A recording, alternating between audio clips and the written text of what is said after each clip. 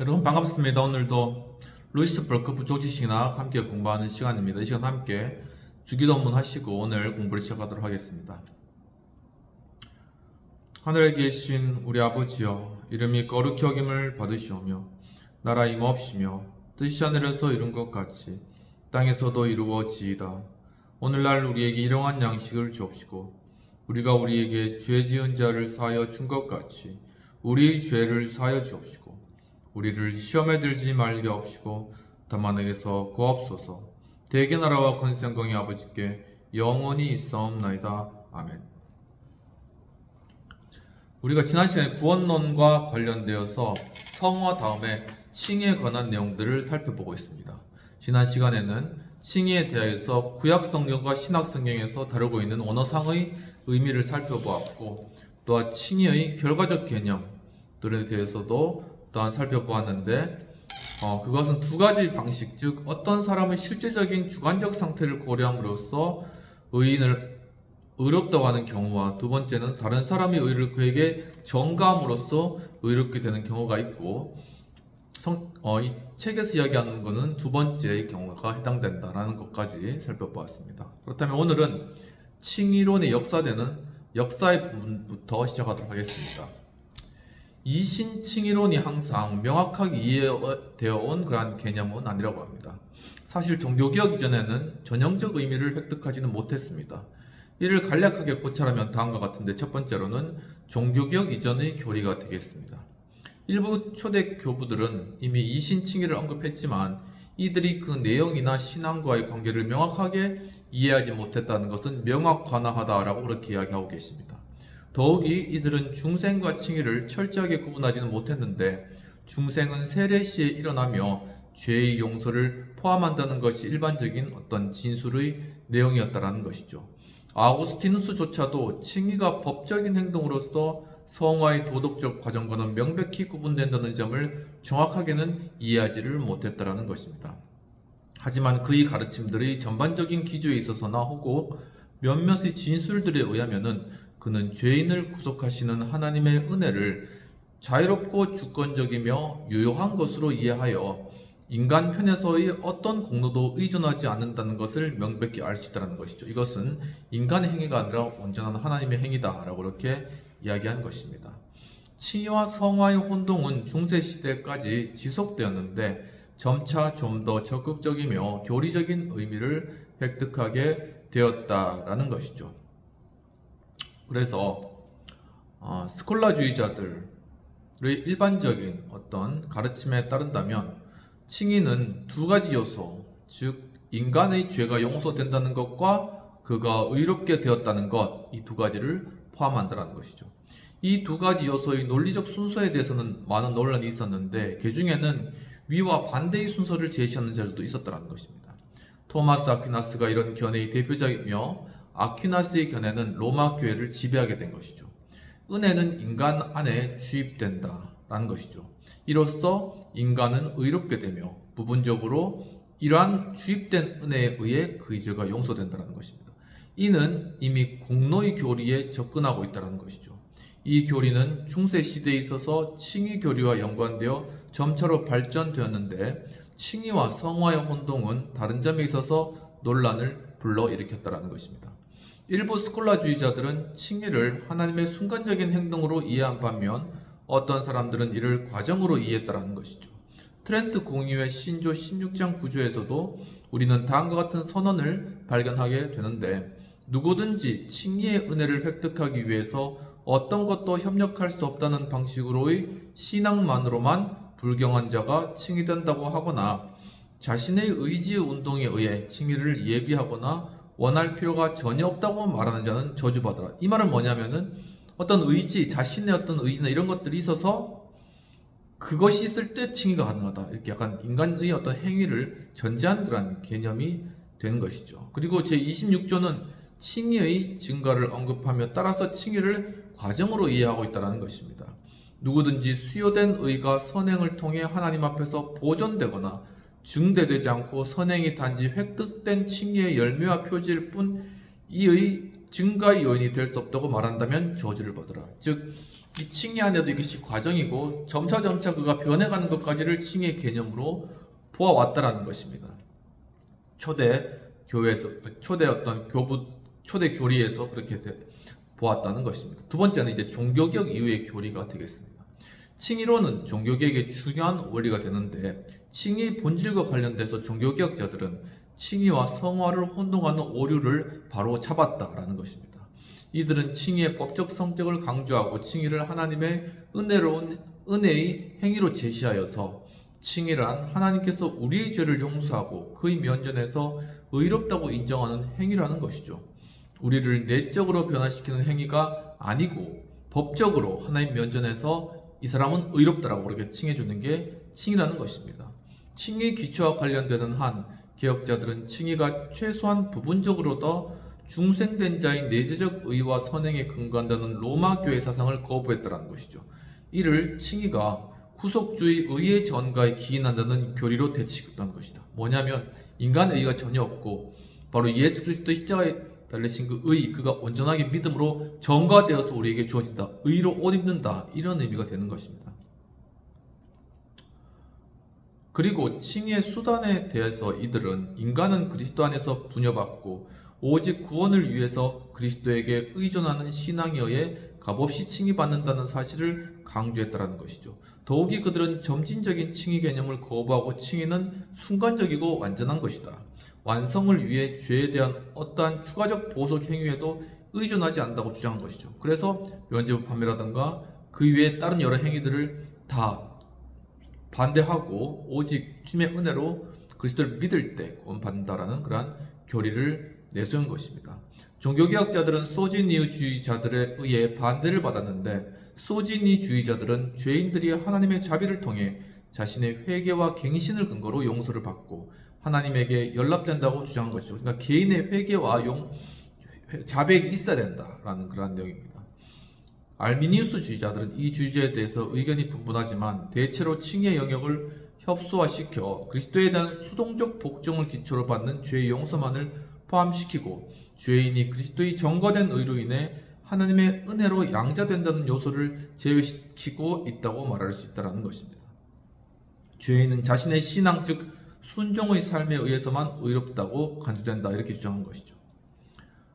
영국의 신율법 준수론자들은 이 점에 있어서 알미니우스자들과 일치한다는 것입니다. 슐라우마흐와 리츠렉의 칭의란 죄인이 하나님께서 자신에게 분노하고 있다는 인식이 잘못이라는 것을 의식하는 것에 불과하다. 이것은 하나의 법정적 행위가 아니라 인간의 마음 가운데 있는 의식이다 라고 이렇게 본 것이죠. 그리고 현대 자유주의 신학에서 우리는 다시 하나님께서 죄인의 삶의 도덕적 개선을 통해 죄인을 의롭다고 하신다는 사상과 대명이 되겠다. 어떤 도덕적 행위과 의와 관련된 인간의 칭의와 관련돼 있다. 이게 이제 예전에도 주장되고 지금도 주장되고 이런 것이란 것이죠. 어떻게 보면 계속적으로 인간의 의를 내세우고 싶어하는 그런 것이 있다라는 것입니다. 이러한 개념은 예를 들면 부시넬의 대속적 희생, 맥킨토시의 경험과학으로서의 신학 등 저서에서 발견된다라는 것이죠. 그다음에 C, 칭의의 본질과 성격이 되겠습니다. 칭의는 예수 그리스도의 의를 기초로 율법의 모든 요구가 충족되었다고 죄인에게 선언하는 하나님의 법정적인 행위라는 것입니다. 칭의가 구속 사역의 적용에 있어서 특이한 점은 칭의는 하나님의 법적인 행동, 즉 죄인에 대한 선언이지 중생이나 회심과 같은 어떤 갱신 행위나 과정이 아니다라는 것입니다. 판결을 딱 그렇게 너는 의인이야 판결을 내리는 것, 그 순간인 거죠. 바로 그게 칭의라는 것입니다. 칭의는 죄인과 관련이 있지만 내면적 삶을 변화시키지는 않는다는 것이죠. 칭의 자체는 성화와는 관련성이 없다는 것입니다. 칭의는 그의 조건보다는 신분에 영향을 주며 그러한 점에서 구원의 순서의 다른 모든 부분들과는 구별되는 과정이다라는 것입니다. 칭의는 죄의 용서와 하나님의 호의의 회복을 포함한 것이고 알미니우스주의자들은 칭의가 전자만을 포함하고 후자는 포함하지 않는다라고 주장하는 것이죠. 하지만 성경은 명확하게 칭의의 열매는 용서 이상이라고 가르친다라는 것이죠. 칭의받는 자는 하나님과 화평을 누리고 구원의 확신을 가지며 거룩하게 된 무리 가운데 기업을 얻게 된다라는 것입니다. 그렇다면 칭의와 성화의 차이점은 다음과 같다고 하였는데, 첫 번째는 칭의는 죄책을 제거하고 영원한 기업을 포함해서 하나님의 자녀로서의 신분에 내포된 모든 권리를 죄인에게 회복시킨다라는 것이죠. 성화는 죄의 부패를 제거하며 죄인을 하나님의 형상으로 점진적으로 새롭게 한다.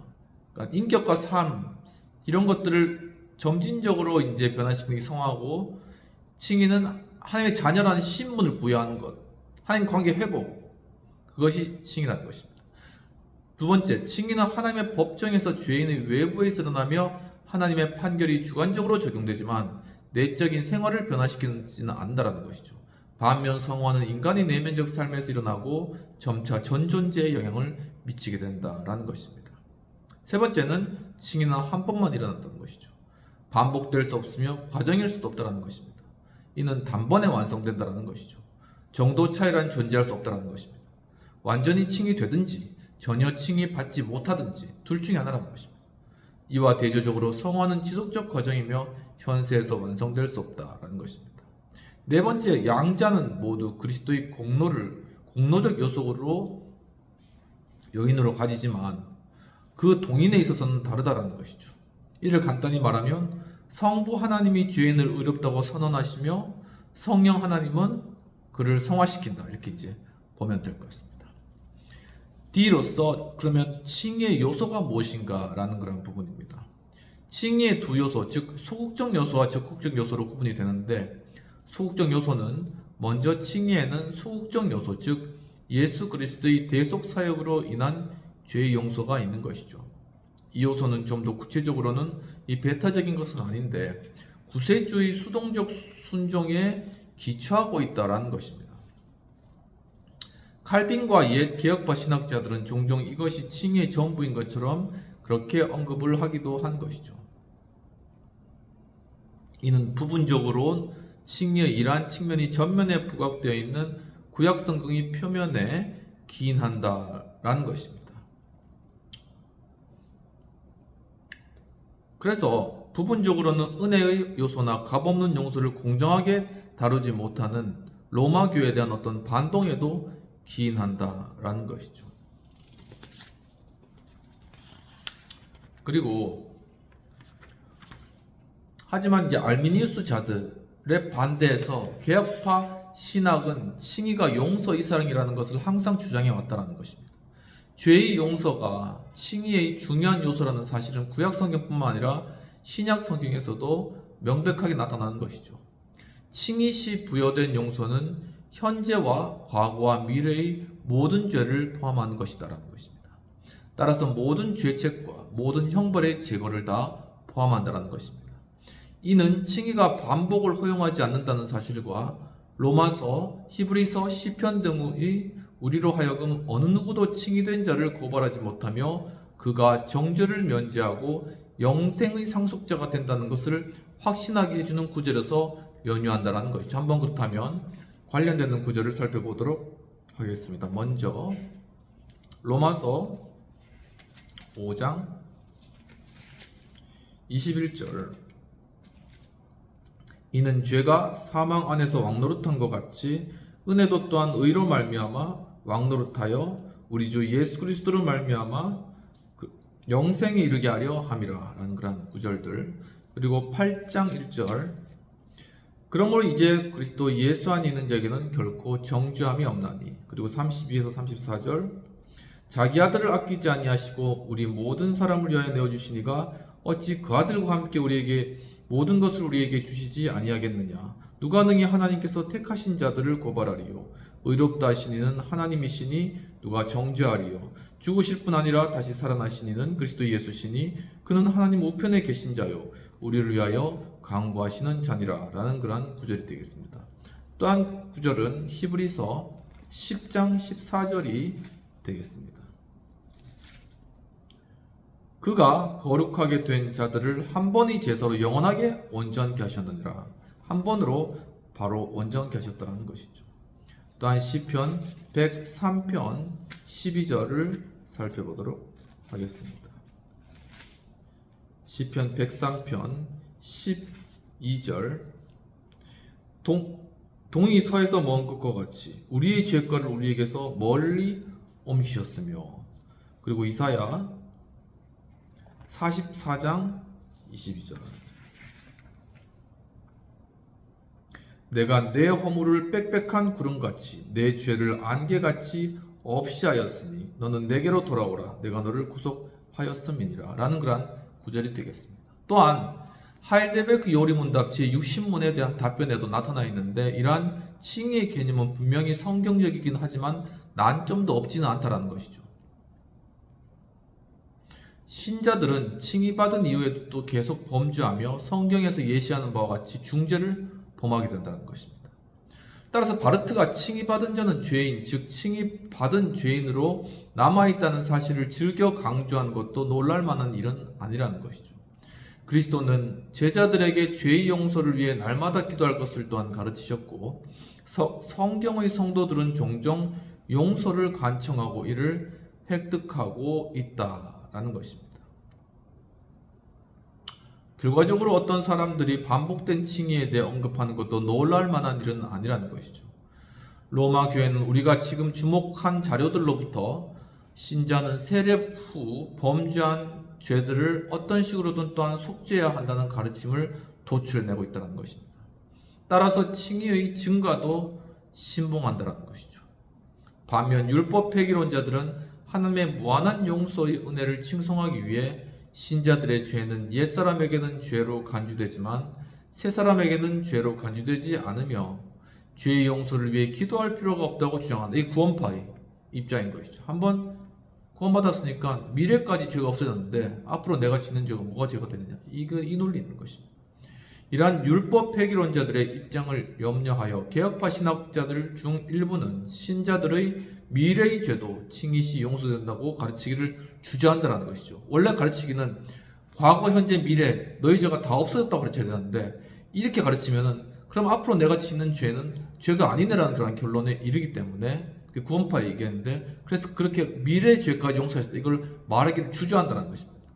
그리고 반복된 칭의, 심지어 매일매일의 칭의를 또한 언급하기까지 한다는 것이죠.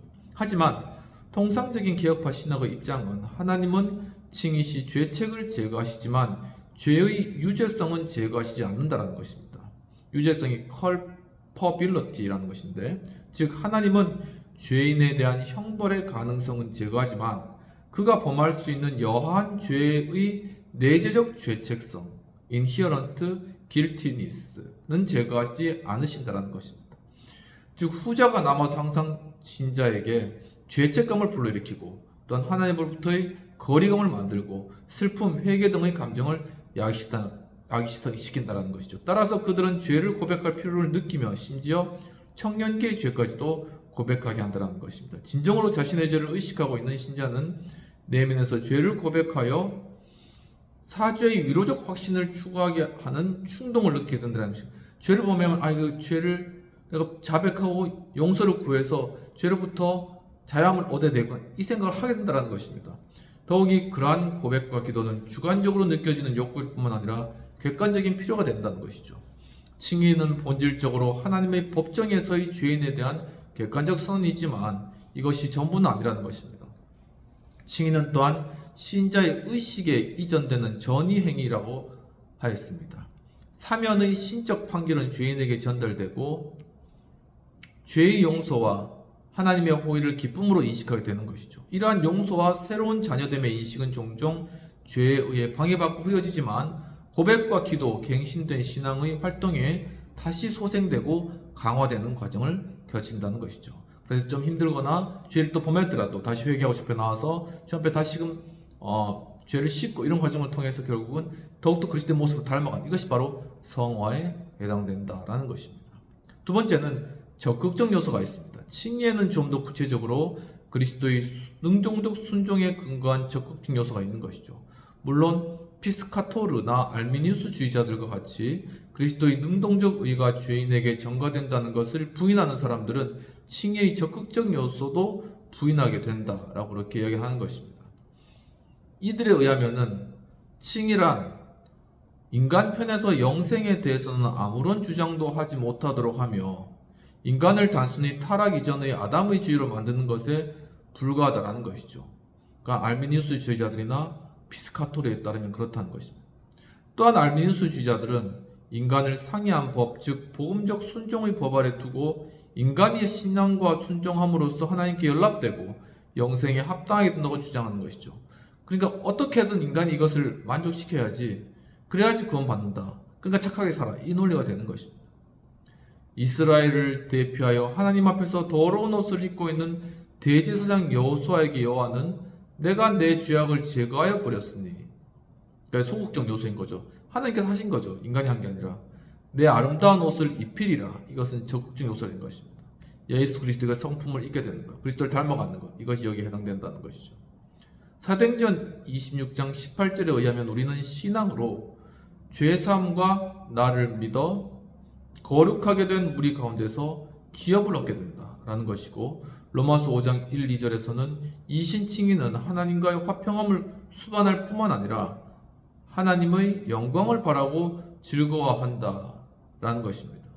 갈라디아서 4장 5절에서 의하면 그리스도가 율법 아래 나신 것은 우리로 아들의 명분을 얻게 하려 하십니다 라고 이야기함으로 말미암아 바로 우리가 기업도 얻게 되고 주님의 자녀가 되고, 이런 것이 다 칭의 안에서 적극적으로 이루어진다라는 것입니다.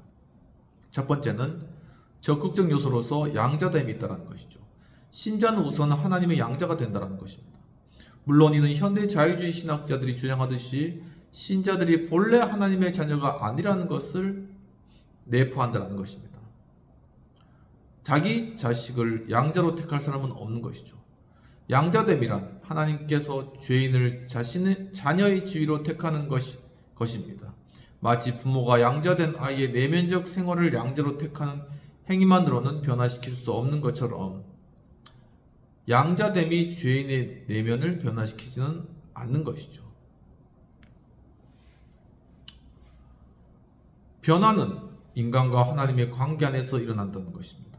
양자됨을 통해 신자들은 하나님의 권속이 되고 자녀의 순종의 법 아래 두어지며 동시에 자녀의 모든 특권을 부여받게 되는 것이죠.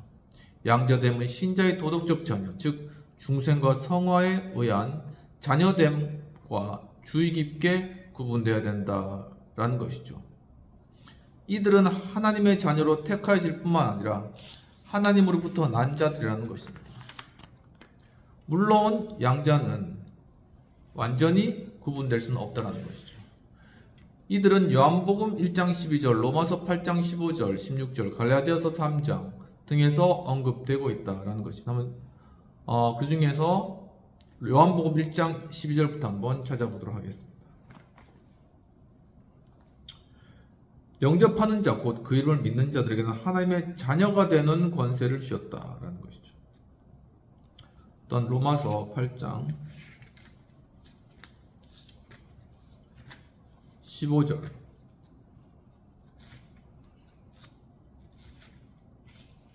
너희가 다시는 무소하는 종의 영을 받지 아니하고 양자의 영을 받았으므로 우리가 아빠 아버지라 부르게 된다. 양자 되었다라는 것이죠. 16절도 성령이 칭해 우리 영과 더불어 우리가 하나님의 자녀인 것을 증언하신다라는 것입니다. 갈라디아서로 넘어와서 갈라디아서 3장 26절,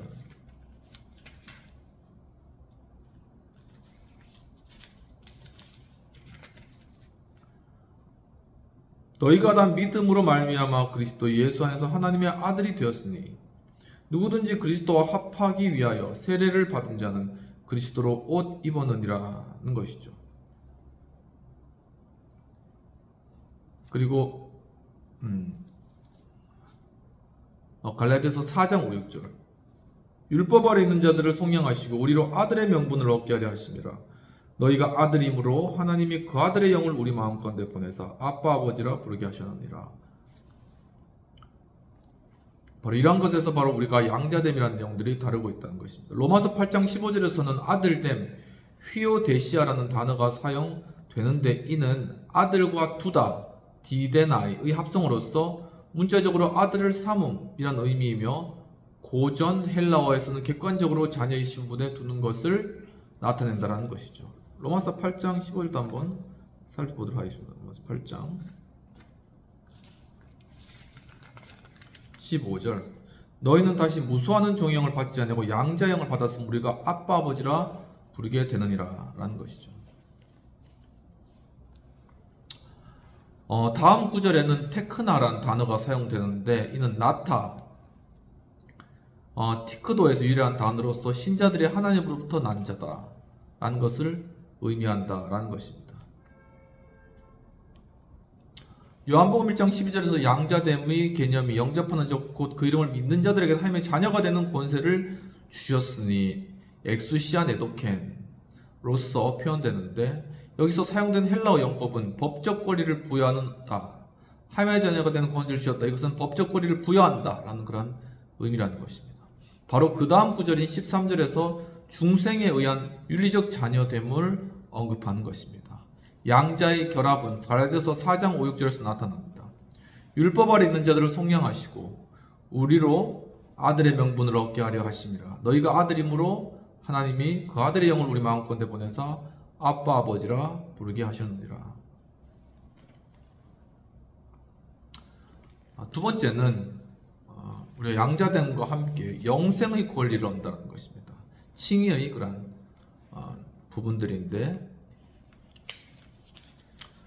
양자됨과 함께 칭의의 적극적 요소와 관련돼서 두 번째로 영생의 권리를 얻게 된다는 것이죠. 이 요소는 실제로 상기 요소에 포함되어 있는데 죄인들이 하나님의 자녀로 양자된다면 이들은 모두 법적인 자녀의 권리를 누리게 되는 것이죠. 하나님의 상속자요 그리스도와 함께한 상속자가 또한 되는 것입니다. 이는 우선 이들이 이 생에서 구원의 모든 복의 상속자가 된다는 것을 의미하는데 이 중에 가장 근본적인 복은 성령의 약속, 즉 성령의 형태로 약속된 복이라는 것이죠. 그리고 또한 그 아들의 영으로 표현된다는 것입니다. 그 아들의 영은 뭐예요? 부활의 영인 것이죠. 그러니까 그 예수 그리스도의 영으로 우리에게 주어져서 우리가 하나님의 자녀가 됐을 때는 우리는 영생을 누리게 된다는 것입니다. 그리고 성령 안에서 성령과 함께 이들은 장래의 모든 영원한 복을 받게 된다는 것입니다. 바울이 로마서 8장 17절에서 언급한 영광은 현세의 고난 후에 온다는 것이죠. 로마서 8장 23절에서 하면 양자됨이라고 일컬어지는 몸의 구원은 장래의 기업에 속한다. 8장 17절 읽어보면 자녀이면 또한 상속자 곧 하나님의 상속자 그리스도와 함께한 상속자니 우리가 그와 함께 영광을 받기 위해 고난도 함께 받아야 될 것이니라. 23절은 그뿐 아니라 우리 곧 성령의 처음 익은 열매를 받아 우리까지도 속으로 탄식하여 양자될 것 곧 우리 몸의 속량을 기다린다 라고 하였고 29절에서는 하나님이 미리 하신 자들을 또한 그 아들의 형상을 본받기 위하여 미리 정하셨으니 이는 그런 말미암아 많은 형제 중에서 맏아들이 되게 하려 하심이니라. 또 미리 정하신 그들을 또한 부르시고 부르신 그들을 또한 의롭다 하시고 의롭다 하신 그들을 또한 영원롭게 하셨느니라. 여기서 설명된 구원의 순서는 영화가 칭의와 직접적으로 연관된다는 것입니다. 즉 이신칭의를 받은 신자는 영생의 상속자가 된다라는 것이죠. 오늘 여기까지 하고 다음 시간에는 그러면 칭의가 일어나는 영역이 어디인가 그리고 칭의의 시기는 언제 일어나는가 이러한 부분들 칭의에 대한 내용들을 좀 더 깊게 다뤄보도록 하겠습니다. 함께 기도하고 마치도록 하겠습니다. 하나님 아버지 오늘 또한 칭의의 그러한 개념들을 살펴보면서 주님이 칭의를 통하여서 이것이 온전히 하나님께서 우리에게 의롭다고 해주시는 바로 법정적인 그러한 판결이며 선언이며 또한 그것을 통해 우리가 하나님의 자녀가 되고 영생을 누리게 되는 이러한 축복들을 갖게 되는 것을 오늘 공부를 통해서 배웠습니다. 주님 이 사랑이 이 십자가의 사랑이 정말 얼마나 큰지요. 또한 주님께서 주신 그 의의 전가를 통한 우리가 그리스도 의로 옷 입게 된 그러한 일들이 얼마나 귀중한 것인지요. 또한 그것을 통해서 결국 하나님을 아빠라고 부를 수 있는 데까지 나아갈 수 있는 이 귀한 특권을 우리에게 주신 은혜를 감사하며 이제는 참으로 저희들의 마음 가운데 정말 하나님의 자녀로서 정말 이 땅 가운데 정말 살아갈 때 정말 주님께서 우리의 삶 가운데 주님의 선하신 일을 이루시고 주님 또한 하나님과 깊이 연합되어서 동행해 나가는 또한 의로움 받은 자로서 칭의 받은 자로서 죄의 권세부터 벗어나 온전한 자유 가운데 행하는 저희들 될 수 있도록 인도하여 주시옵소서. 감사하고 모든 말씀 우리 주 예수님 이름으로 기도합나이다. 아멘. 오늘도 함께 또 칭에 관한 내용도 살펴보았습니다. 이제 또 우리 민족 대명절인 설입니다. 여러 어떤 친척들, 가족들 함께 좀 즐거운 시간 보내시고 또 그 가운데 바로 우리를 의롭게 해주신 예수 그리스도 그분을 또 나타내고 참 주님의 은혜로 말미암아 두루 평안하시고 또한 큰 축복이 함께하는 또한 마음건대 참 평안과 감사가 또 회복이 일어나는 그러한 설 명절 되시기를 축원합니다. 감사합니다.